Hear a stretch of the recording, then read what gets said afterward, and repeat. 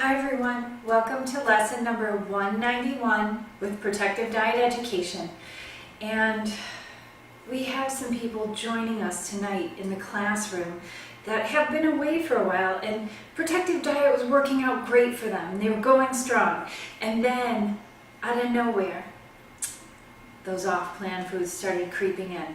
And I can totally relate because 13 years ago, I became a vegan zombie. I said no more to the brains, no more brains. I'm not going to eat the brains anymore. They were leaving me feeling sick. I was developing diseases, heart disease.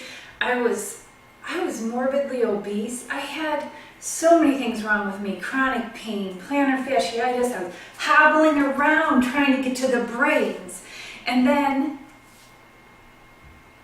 I met Jerry. That was 7 years ago, and we decided totally give up the brains and go for whole grains. We were going to go whole food, plant-based, and do a protective diet. And then today, I was out. We were running around town, and they were everywhere. There were brains all around, everywhere we turned.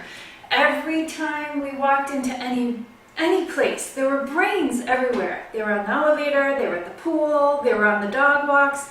And I want to tell you from personal experience, you take one little taste of those brains and it's over.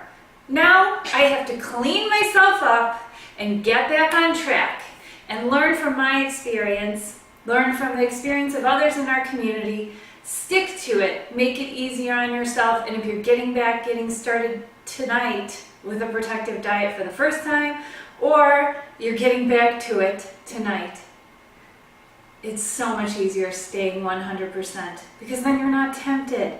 Stick with those whole grains and give up those brains or whatever your off-plan thing is that's distracting you.